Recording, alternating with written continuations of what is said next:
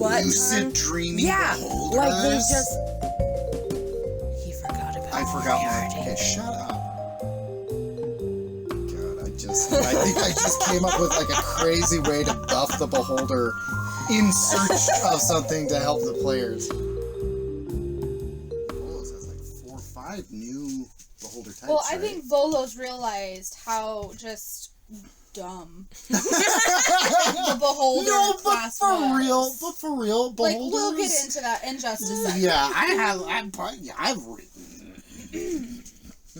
Their xenophobic tendencies into a terrible disposition. Despotism? Despotism. Why make words hard? Meeting with Cassidy. Rather than live in isolation, the aptly named eye tyrants enslaved those other creatures, founding and controlling vast empires. Jesus Christ. An eye tyrant sometimes carves out a domain within or under a major city, commanding networks of agents that operate on their master's behalf. Reference from the lore: Xanathar below Waterdeep. That's what he's doing. He has kind of overcome his xenophobia. Not fully. He's still pretty xenophobic, but he runs an underground criminal organization under Waterdeep. Is, like, Xanathar bad, though? Like, is he actually evil? Yeah. He's evil, but he's like... I don't know. He's evil because he does have designs on, like, running things. Yeah, and it's a lawful evil. He's a lawful evil, though. Yeah. Like, he's going to run an organization and make it so that he eventually doesn't have to do any of the work. Yeah, he doesn't want to destroy Waterdeep. He wants to control Waterdeep. Yeah. And then some. You know what I mean? Yeah. I feel you. Whereas, you know, your run-of-the-mill beholder is just gonna not want anybody near. Just kill them all. Which I find boring. I think that's lame. Yeah, that is lame. You can do better than that with a beholder. Yeah. Continue. Alien layers. Not like an onion. Not like a UFO. Well, I mean, sorry, comment. Comment time! Comment time! No. What you said about how people running beholders is boring, it's the difference between running it as a monster and running it as a character. Yeah. If you're running it as a character for your players to interact with, you're going to want to play with the personality and what it likes and what it dislikes and how it acts. Mm-hmm. But if you're just throwing it in as suddenly beholder appears and you need to find it, and you're not going to worry so much about. No, yeah. Like, if you're doing, like, a dungeon crawl where, you know, the setting isn't so important, it's more like the mechanics, and you're running it kind of more like a video game, then, yeah, you don't really need to know about all that stuff. But, like, I feel like they have, like, all these paragraphs about the eccentricities of beholders. How do you not use that, you know? Like... True. Because they refuse to share territory, most beholders withdraw to frigid hills, abandoned ruins, and deep caverns to scheme.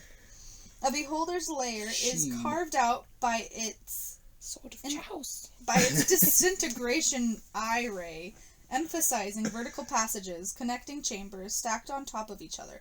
What if their eye rays were not of the same mind? What do you mean? Ooh. Like that each eye ray was sentient and it could do whatever it wanted? Yeah. That would be complicated. Yes. Both from a mechanical standpoint and a roleplay standpoint. What are you thinking, Cass? Expound on your idea. What if they just didn't want to work for him anymore? No. Well, I was thinking about this the other night. What if the beholder contracts some kind of magical disease or something? He's starting to die, so in order to subvert this, he's it's like a worm. His eye stalks are splitting off and trying to leave before they die along with the beholder. And they develop their own personalities, and maybe they develop their own physical little chunky body thing. Yeah, their own little spherical thing, but with one eye stalk, and then finally a central eye so this opens. beholder turns into 10 separate monsters and because it's with Because I mean, with the Yeah. beholder, that's totally doable. Especially in Volo's guide, it like states that like anything that they believe could happen can happen. Like anything they think about could just pop up. You know, so like the magical disease is it's self-doubt of itself. Well, I don't know if it's its imagination, but it's dreams for sure. Yeah. They can create things using their dreams. In fact, like, well, there's that. Well, we'll get to that later. That idea that you came up with last night. We'll get to that in a little bit, though. We'll get to it. Such an environment allows a beholder to move freely, even as it prevents intruders from easily creeping about. When intruders do break in, the height of its open ceilings allows a beholder to float up and harry foes on the floor. As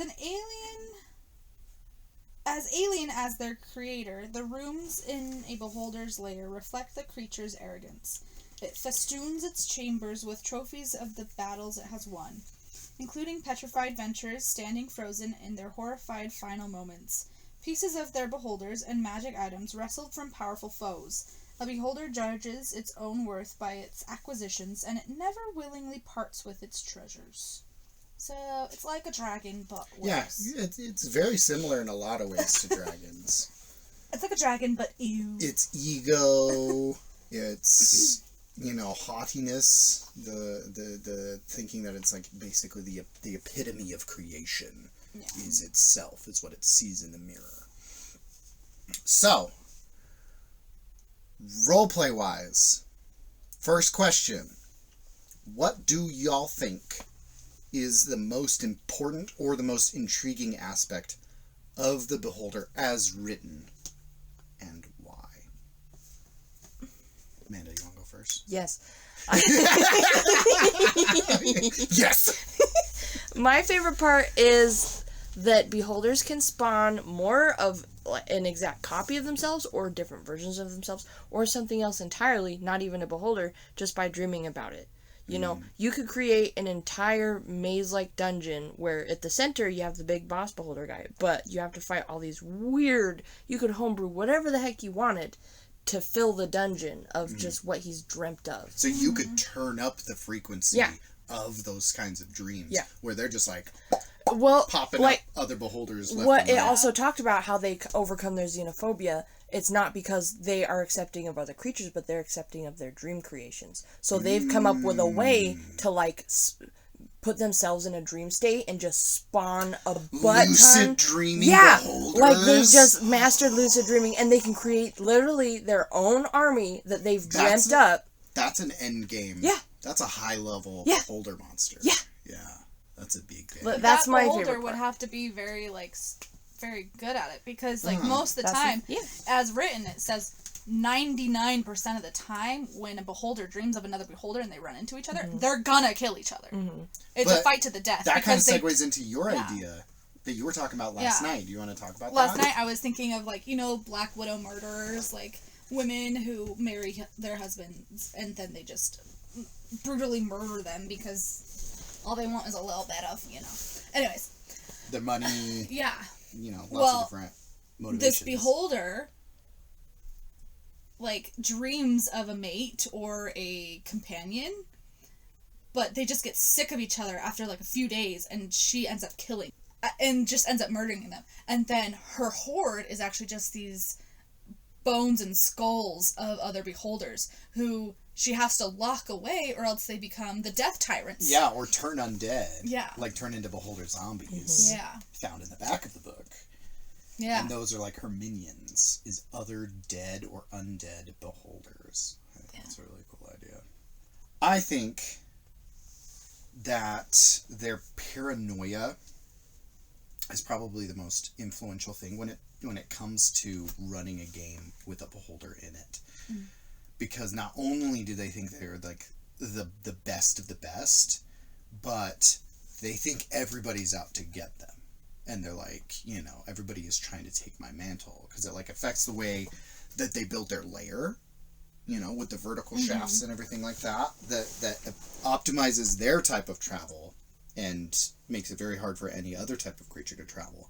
It also influences the way that they hire or enslave minions and the types of minions that that they would take on. Like, they wouldn't just, like, have your run-of-the-mill throwaway kobolds. Yeah. Because they don't want the grossest, most base type of creature running around and getting their perfect lair dirty, you know? So they would have, like, I would say if they're in, like, a countryside, if they're, like, in a mountain or something like that, more secluded, maybe hobgoblins. Like, with casters that, like, you know, can actually, you know, wield magic and have martial training and stuff like that. You don't have to go with your typical minion type races. You can actually get more sentient and more skilled, you know, minions to serve a beholder, because the beholder is smart enough and paranoid enough that they'll want the best of the best guarding their stuff and their shit. You know what I mean?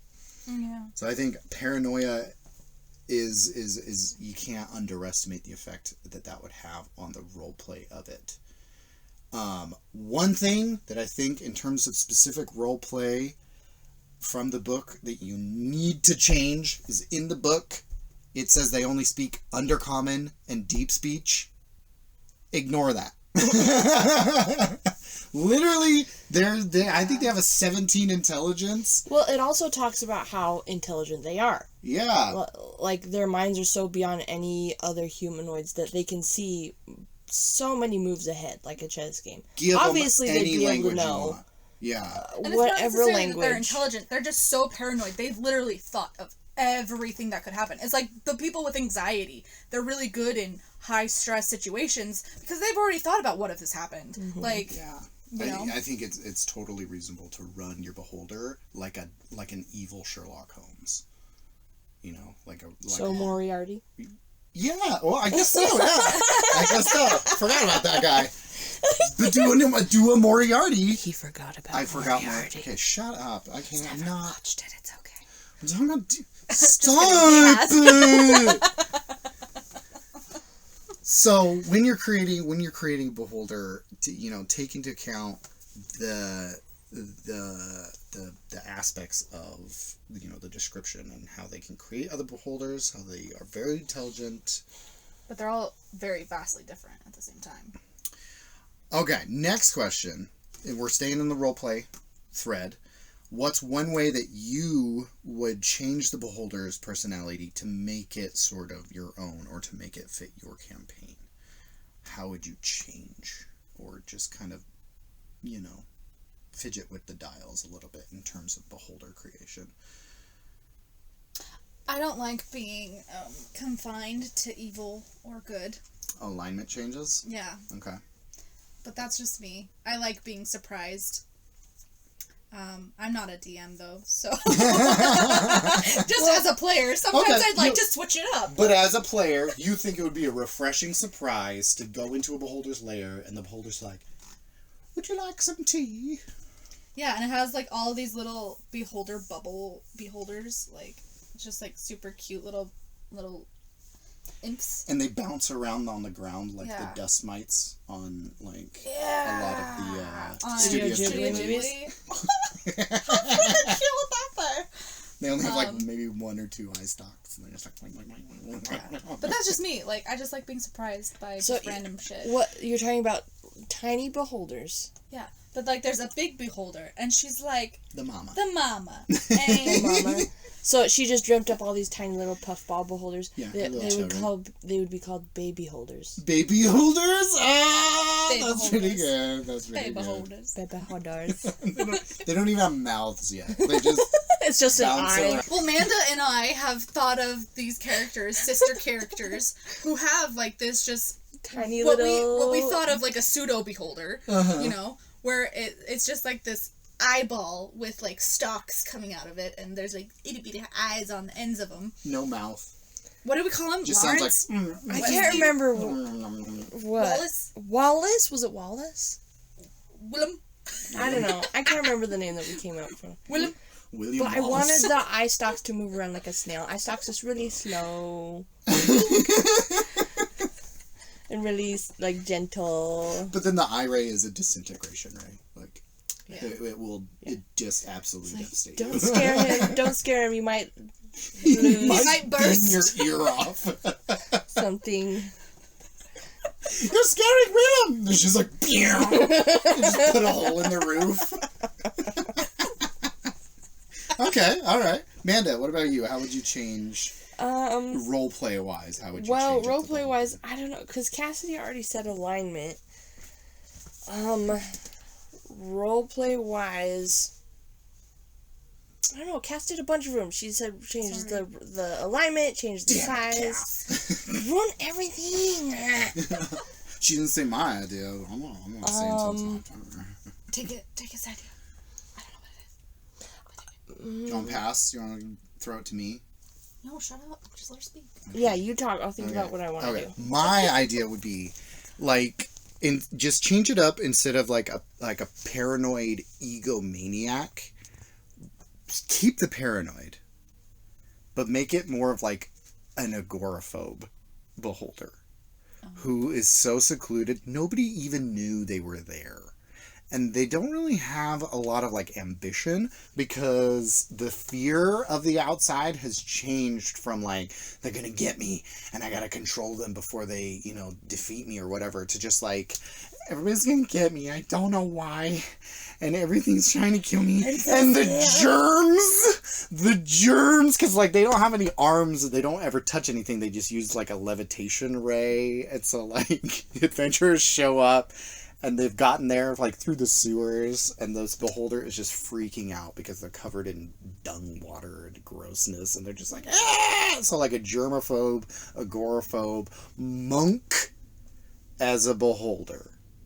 Monk, like Adrian Monk? Monk. And Adrian Monk from the show as a beholder, and they kind of just, you use the beholder as more of, like, a consigliere.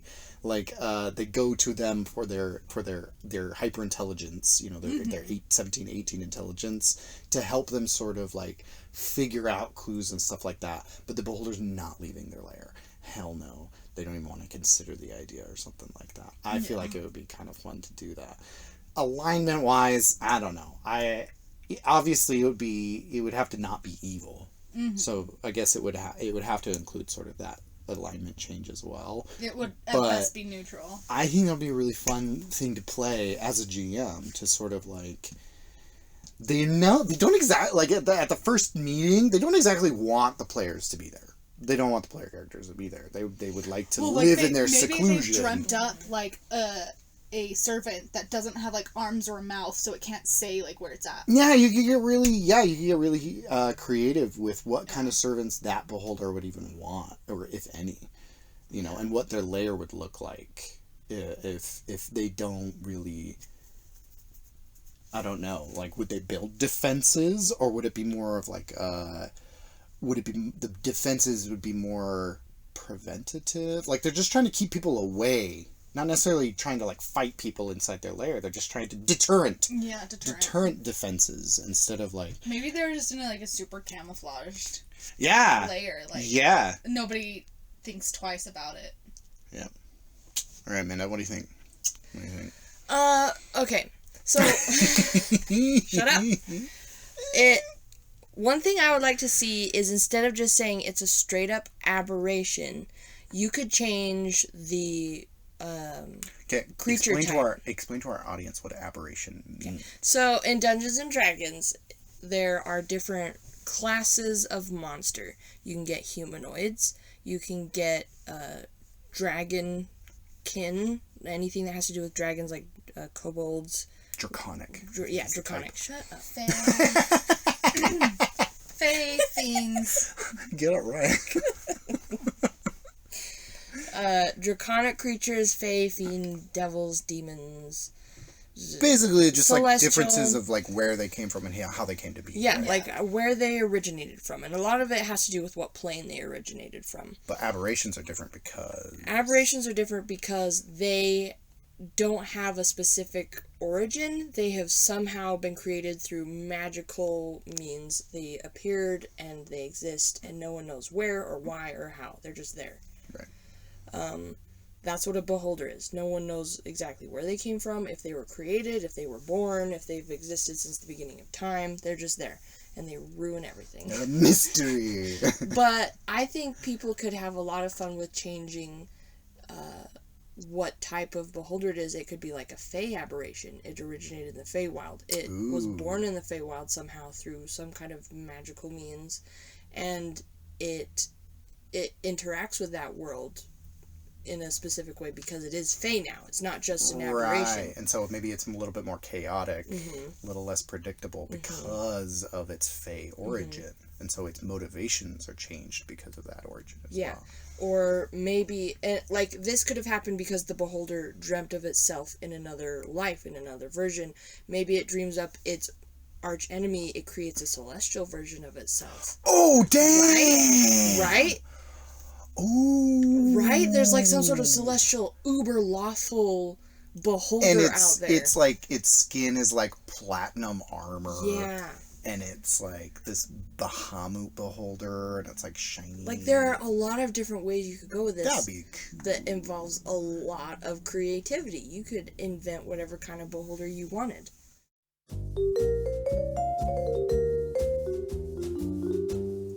Good stuff. Good stuff. Okay. All right. Moving on from roleplay, we're gonna jump into mechanics. Okay, mechanics. Talking about, you know, all those numbers and what they mean and what you can do with them and how you can change it up and blah blah blah. First things first. Mechanically, what do you think? Here, let me take that. What do you think is mechanically is the greatest strength of the beholder? Like as written? Yes. As written, not changing anything. What is their strongest feature and should not be, you know, underutilized by any GM or DM that is running a beholder? In my opinion, it's their ability to fly. All you have to do is create a specific lair or terrain for it to be in, and it will be incredibly hard to kill. Because how many other characters in your party at level 13, and you can even do it at lower levels because the CR system is dumb. But how many of them are going to be able to fly and make the rest of the party fly at that level? Flies what? 4th level? Third? I can't remember. Oh. But they could make themselves fly. I don't know how many other members of their party they could make fly at that level. But because the beholder can fly, it can be out of the way of a butt ton of attacks that... there are usually a fair amount of melee characters in a party. If you can fly, you can avoid them the whole time. So it's a 3rd level spell. 3rd level. So you have to be at least 5th level. 5th level for most. To even be able to cast a spell that would be able to catch up. And that's just you being able to cast fly on yourself And or that's someone else. That's if you decide to do sort of the vertical shaft sort of setup that is described in the book, keeping it that way. But what is the fly speed? It's 20 feet. However, that's slow as it is slow, but as the dungeon master, you can say his fly speed is now 60 feet. I think you can do whatever you want, and especially if you're trying to adapt to a party where they are ridiculously powerful, and you haven't been able to use the challenge rating system to come up with an appropriate challenge for them. If you know that they're probably gonna outright beat this beholder in like 5 rounds or less, you can say, okay, well, his flight speed is now 80 feet. He's just zooming around. What do you think, Castle? In terms of beholder, what as a player, what scares you the most? That's a good question. Do you have an idea? Yes. Okay, great. Okay. The anti-magic cone from the central eye is by far its most powerful feature. Beholders are wizard killers. That cone is big, first of all. They're caster killers. Yeah, 150-foot cone. Holy cow. They could be 2 rooms away and still cancel out an anti-magic field, just like the anti-magic field spell. It cancels out any spell effect, so the fly thing. So they just fly up, boom, turn the ray on. Nobody can even fly up that shaft to catch them. Any magical item, the effects of that magical item nullified while in the field. Any sort of magical field effect, like if it's like an elemental surface now, like something's on fire but it was created magically, or auras, or auras from paladins, any of that crap, done. Beholders are wizard killers. But here's the thing: the anti-magic field is so powerful that it can also kind of hinder them as well, because that means that whoever they're not facing is the one that they can actually direct their eye rays to, which is their best way of dealing out damage or actually, harming the party. So it's kind of a catch-22. It's a tricky situation with beholders, because if anybody that you actually want to kill is in that anti-magic field, the only thing you have is your bite, and the bite is not the bite doesn't do much, which is why I liked the suggestion of it spawning its own mobs, because it can just deactivate everyone and wait for its minions to take them out, Yeah. So, moving into that, what do we think their biggest weakness is? Barbarians. No, like... mechanically... Ranged barbarians. Ranged barbarians. Yeah, mechanically... No, yeah. What do we think their weak spot is? Obviously, non-magical damage, right? Yeah. Yeah, because they don't really have their weak much. spot is their inability, or their lack of powerful melee attacks. Their bite, it doesn't hurt much. And they don't really have any other attacks. What do they have? Do they have like a slam or something? No, or they have just a bite. They have a bite, and then they have 10 different eye rays. And the iris, yeah. Yep, so they have no melee capabilities at all. They can just float around and try and dodge and try and use their eye rays to kill things, but otherwise, it can't do much. Yeah. If your party has any way of restraining them, they're immune to being prone. So knocking them prone is not an option. Mm-hmm.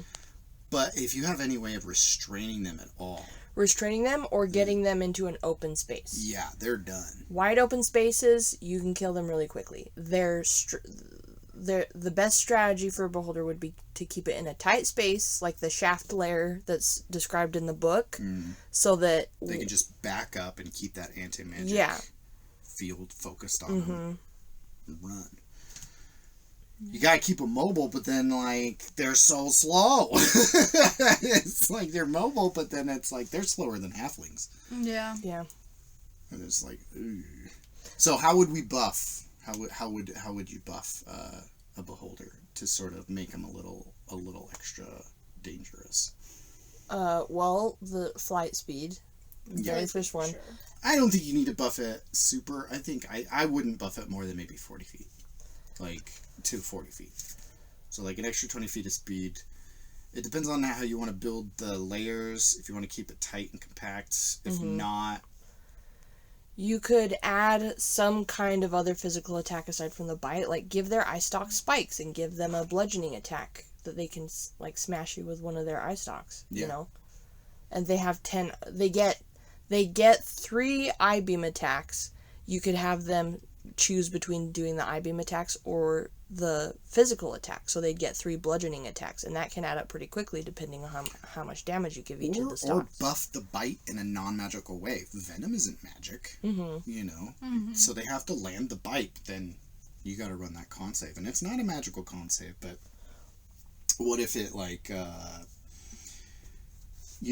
what if the Venom's effect sort of is to sprout little eyes, kind of take a page out of Mercer's book from Campaign 2 of Critical Role, and you start to spout eyes on your body that are shooting your enemies, or your allies, and stuff like that. I think that would be a cool thing.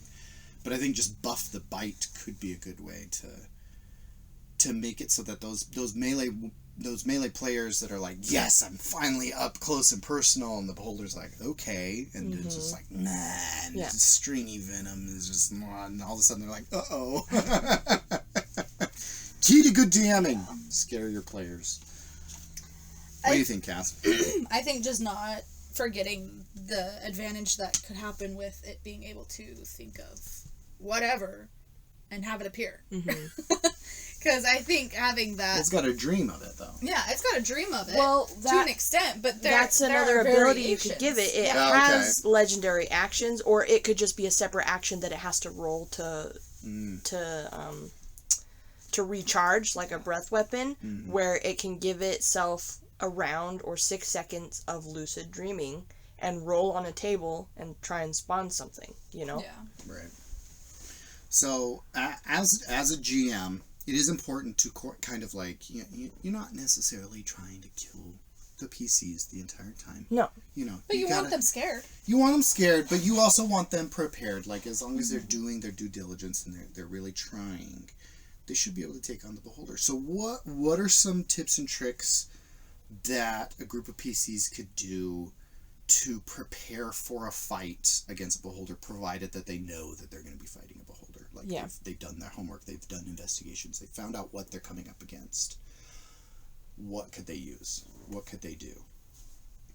Other than just like, be a fighter. Something about that. Like, so the wizard's like, well, I'm fucked, right? The wizard's like, I'm screwed, or you got a wizard and a druid and a cleric, and they're all just like, uh-oh. Well, yeah. What could they do? If you're a high caster group, you're going to want to spread out quite a bit so that I-beam can't be on multiple people at the same time. Mm-hmm. If you have someone who can, like a fae who can do fae step, things like that, where they can move quite a bit, it's really great. Tabaxis also, they're really fast and really speedy, so they're not always...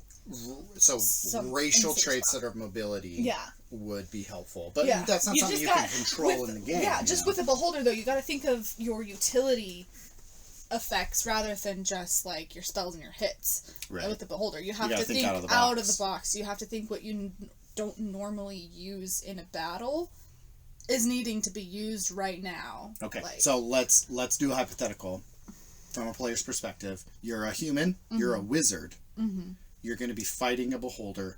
What do you do to prepare? I've never played a wizard. That's a hard question.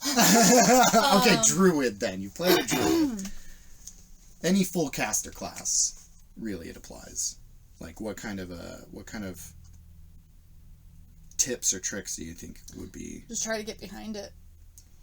And have your own shielding available. Like, find any shielding that you have. What do you mean by shielding? Like, cover? That can shield from the eye stalks. Oh, okay. You know? So, like, get behind cover. It, shield yourself from the eye stalks. That way, you're not going to go down very fast. Because if you're a caster, you're squishy. It's just kind of the sad part about it. I would say, like, if the DM is playing the Beholder, right, there's going to be rare opportunities where you're not in the anti-magic field if you're the full caster. Yeah. Don't use your low-level stuff. Yeah. If you have that shot, the minute shoot it at the highest level you can. You know, like... Moonbeam at the highest spot you can. Yeah. Because, like, let's see, like, its only immunities are being prone, which is obvious, so it's like, use the fact that it's just a fleshy thing against it. Like, yeah, absolutely. Yeah. What do you think, Venom? If you're trying to figure out how to fight it, well, if you're a caster, you basically have to strategize with the rest of your team. If you have fighters, then you say, okay, you guys distract it, I'll try and get behind it and line up a shot. Don't let it touch me. You know?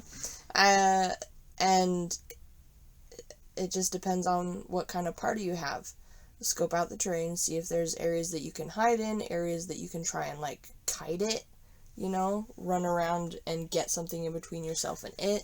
So one of the martial players draws aggro enough that the Beholder is now chasing them. Yeah.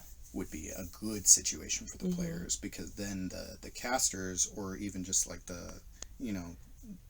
like a ranger, can now use their spells, and the paladin. And you don't even have to think of it from a abilities point of view, like what can your character do, what are your combat abilities, what are your spells, what are your weapons. You can think about it from a roleplay point of view. How do you distract it? How do you piss it off? Because Beholders are very prideful. Think of insults to throw at it. You know, choose your characters that have a lot of charisma to kind of like try and piss it off and get it off its game. Get it drawn out from its little hidey hole where it has the upper hand. Use its paranoia against it. Yeah. Yeah, use its paranoia. Try and make it think that there's other people that are going to come. There are other elements at play that don't actually exist, but could scare it into making a bad decision or trying to go somewhere else, and you can chase after it. I don't know. I love this because I went a completely different direction. But like, everything you guys said is totally like awesome. I went with preparation in terms of non-magical weaponry and things you can use. Yeah. Molotov cocktails. If you bust one of those onto it and it's on fire, it doesn't matter. Well, first of all, the central eye's not going to be able to really look at itself all that well because it's spherical. Harpoons that are like connected to ropes that you can like just nullify their mobility and their ability to escape. Nets. Also, another thing that I thought of that I was like, yes, this would be so cool if the GM is going to allow it. Mirrors. Mirrored armor. Like, get your adamantine armor, polish it to a point that you can see your reflection. They hit you with a beam. Maybe your GM allows you to rule that it bounces off. Maybe it works in sort of a Medusa way where it's like actually a laser. Like, it has to make contact. It has to make actual contact with you, but if it's a reflective surface, maybe it bounces off. Yeah. But maybe that complicates things, and depending on the angle, the beholder can use those mirrors against the party or something like that. I don't know. But like, preparations like that so that the wizard goes in and they're like, all right, I'm going to leave my spellbook at home, but I'm going to take these Molotov cocktails and this, crossbow with a harpoon on it, that's like... The rope is tied to the barbarian's waist. So it's like, wherever you going, he's going. I like the idea of the mirror armor, but as a dungeon master, I would allow there to be a percentage chance that it acts more like a disco ball. Yeah, just like... Yeah, so there's the chance that it splits up and can hit multiple targets, and they can't control where the beams go. Like, if they wanted to use it in the way that they intended to redirect it back at the beholder, it would have to make the check a lot higher, Or maybe it works, but it only works once. Yeah. And then, like, the beholder's like, okay, well, while you're holding that, I'm not going to be shooting that at you. I'm just going to leave you alone for now, or something like that. Or that you could also... or it just let that be a way to buff the mirror. beholder. The beholder has a structure in his lair that allows him to do that with his eye beams. To disco ball it, A house of mirrors with a beholder. Yeah. Holy shit, that'd be terrifying. And then you don't even know which one is the actual beholder. Yeah. And then it doesn't need to move fast. Oh my god. So... That's so dangerous. To set up a situation, he's in this little closed off area, like a little cubby hole, that his anti-magic field sticks out of. If you go into that field, you can't use anything, but it's the only area that you have to get to him. He has the mirrors set up so that he can shoot out, hit those mirrors, and if you're not in the anti-magic field, you'll get hit by something. Oh, damn. Oh, God. I think I just came up with, like, a crazy way to buff the beholder in search of something to help the players. That's funny. All right. As a DM... I think we kind of touched on this a little bit, but we're going to go a little bit deeper into it. What sort of things or creatures would you include with the beholder that you think, play off of its strengths really well to, like, make it extra challenging? Like, it could be items, it could be minions. Like, when you're crafting this dungeon, Cass kind of said... other beholders or like undead beholders or something like that. What else could you use? I think we just found the ultimate thing though. With mirrors. The mirrors. Okay, like... let's expound on that. Because like that could be hard to run mechanically for a brand new DM, or it could be just incredibly daunting for new players to be coming up against that. No, you don't do that to a new player. Just don't. They will quit. They will not come back. It's just like, don't just rip up their character sheet and leave. Like, I'm a fairly experienced player, and I even get frustrated with bosses sometimes. It's like, there's no way to win! But that, no. Don't do that. Don't do that to a new but then player. I would argue that even in those situations, most of the time you've still won. Like, how many player characters have you had that have actually died? only like a few, and most of the time it's like because they sacrifice themselves. Yeah. But like I would also... It wasn't just an outright unexpected. Yeah. Just like, oh, whoops. I think that's mostly happened to Thomas. Yeah. And his own spells. I cast Meteor Shower.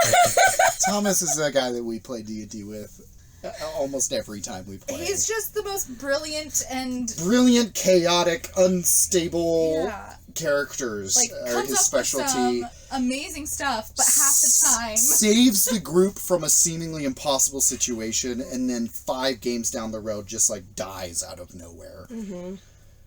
Great. Yeah. So fun to play with. He's GMing our campaign right now. And it is insane. It gives you stress diarrhea.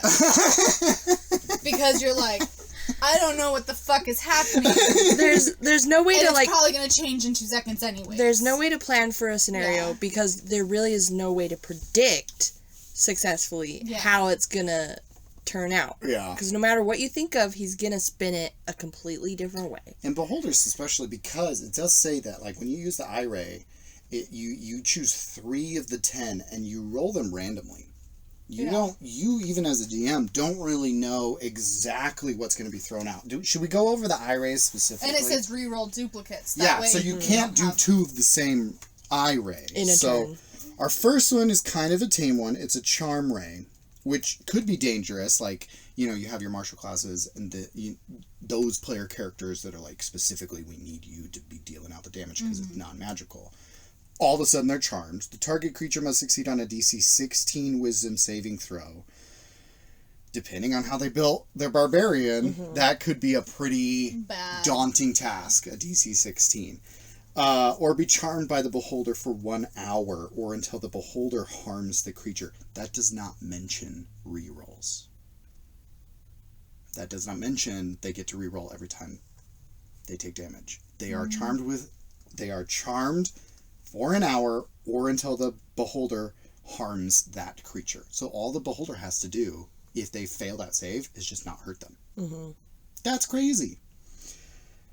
Number 2, Paralyzing Ray. The target must succeed on a DC 16 con save or be paralyzed for 1 minute. This time, they can repeat the saving throw at the end of their turn. So that one... Paralyzation is really dangerous in D&D because, like, every time you get hit while paralyzed, it's a critical. So you're going to take double damage. But they do get to repeat the saving throw at the end of their turns. You have the Fear Ray. That's I think all of the DCs are 16. It's a Wisdom saving throw. Frightened for a minute, but they can repeat the saving throw. A Slowing Ray. That's a Dexterity saving throw. Their speed is halved. Enervation, that's just a shit ton of necrotic damage. Telekinesis, that can be dangerous depending on the environment. Is there a cliff? Or, have you made it to the top chamber and there's a giant pit hole in the middle that they flew up from? Is there even a save to the telekinesis? There is. It is a 16 strength save. Or the beholder gets to move you up to 30 feet in any direction. And you are restrained by the raised telekinetic grip. So you can't, like, grab onto the edge. If they move you 30 feet down and let you go, you're falling because you're restrained. Mm-hmm. Like, that one has, like, more, like, there's a weight limit to it when it comes to objects and stuff like that. They can only lift up to 300 pounds if it's an object that's not being worn or carried or something like that. So if you're really, really, really heavy for some reason, they're probably not going to use that on you. Sleep Ray, that's a Wisdom saving throw. That one can also kind of be dangerous as well because it's very similar to the Paralysis Ray, or they're going to have advantage on you. You're basically unconscious. Petrification is a scary one. On a failed dex save, they begin to turn to stone. They have to repeat the saving throw at the end of their turn. If they save, it ends. But if they fail again, they're petrified. And the only thing that's going to bring them back is a greater restoration. If they save, is it also reversed? Because they're slowly turning to stone. If they they get one more save. That's what it says. The target creature would make a DC 16 dexterity saving throw. On a failed save, the creature begins to turn to stone and is restrained. It must repeat the saving throw at the end of its turn. On a success, the effect ends. On a failure, they're petrified. Okay. So they repeat it one more time. If they save, they're great. If they fail, done. That's worse than a basilisk. Because the basilisk, you have to do 3 failures in order to turn to stone. So it's a quicker petrification. But would you say, like, they're beginning to turn to stone? If they save it, it ends. They're not completely stone. Right. But do they still have parts of them that are stone, though? Like, do they have to get a regeneration spell? No. Restoration. Greater restoration. It says greater restoration or comparative magic. So like I guess like a heal would probably work. So they could still be disabled during battle, partially, because maybe their hands or their fingers or their legs are now stone or something. That's something you could do. Like if you're wanting to buff that Ray, then yeah, like maybe it takes 2 rounds to turn to stone, but it also takes 2 rounds to stop turning into stone. Like they're at disadvantage for the next 2 rounds, depending on what they want to do, because they're breaking chunks of stone off of them. You know, it's like falling down and stuff like that. That'd be a good way to kind of flavor it and make it a little bit more difficult. So those are things you can think about while you're fighting. You don't have to buff things entirely before you start an encounter with your players. You can have things off to the side that you can add in if for some reason it's really easy for them. Yeah, if like or it's harder than you expected. Yeah. You know? Yeah. They got their classic disintegration ray, which is mentioned in the description. That one's just a bunch of force damage. It functions very similarly to the actual spell, just with less damage. It's 10d8 instead of, what is it, 10d8 plus 30 or something like that? Or am I thinking of a different spell? For what, disintegration? Disintegrate the actual spell. I think it does more damage. I think it's plus 40, actually. But like, if it reduces you to 0, you become a pile of fine gray dust. I think that's crazy. And then it has its final one, which is a death ray. If you roll a 10, it's a DC 16 dex save or take 10d10 necrotic damage. And if you are reduced to 0, you straight up die. You no just saving die. throws, no nothing. Yeah. So like the eye rays are potent, but would we want to change up any of those? You were mentioning just kind of tweaking the petrification ray to sort of have a longer lasting recovery to it. Would we want to swap out any of those?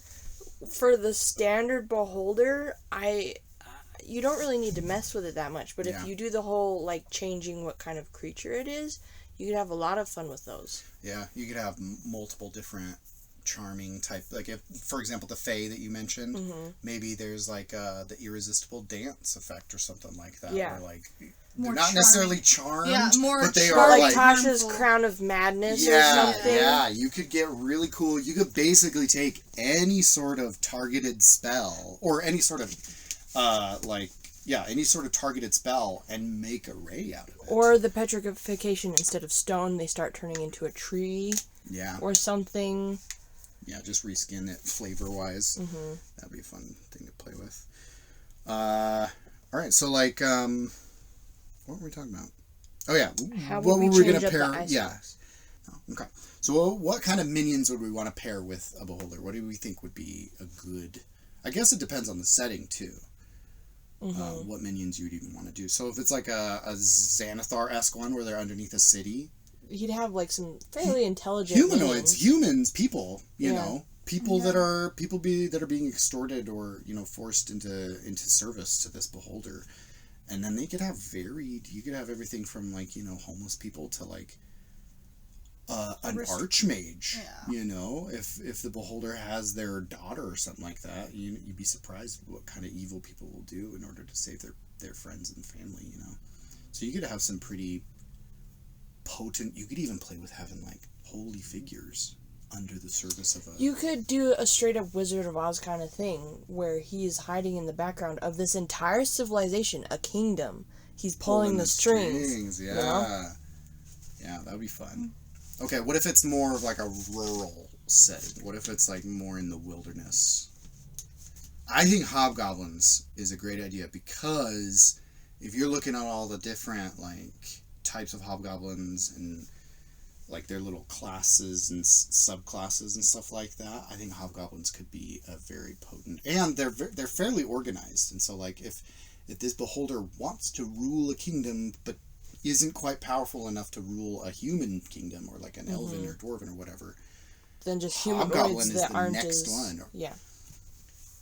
They are better casters than other sort of, I don't know what kind of races you call it, goblinoid races. They're the best of the goblinoid races. They're more organized than orcs and stuff like that. Orcs are very brutish, very, they have the one thing they do, which is, slash and bash and stuff like that. Hobgoblins, there's a lot more variety. You have warcasters, you have generals, you have more of a structured society that allows for more adept training of their troops. What do you guys think? What would be other fun monsters or races to pair up with beholders?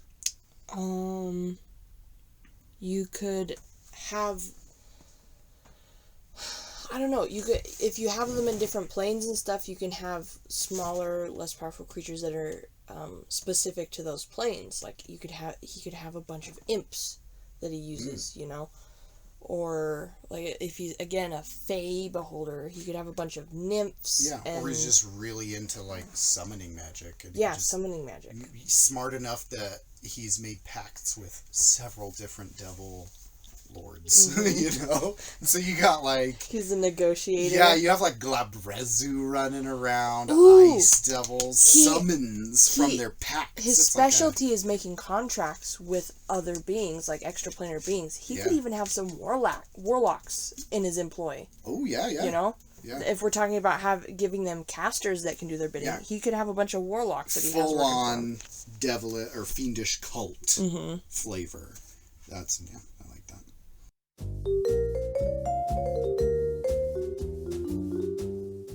Thank you so much for listening to this first episode, for joining us in our discussion of Les Beholders. Make sure to subscribe, share this with your friends, especially those who like tabletop role-playing games. Share it with your mom. I told her about it, but I don't know if she saw my text. Make sure your mom gets this episode. We miss her. Don't share it with my mom. Yeah, not our moms, just yours. They already know. Be sure to check out all our other channels, and we will see you next time. So bye, guys. Bye. No.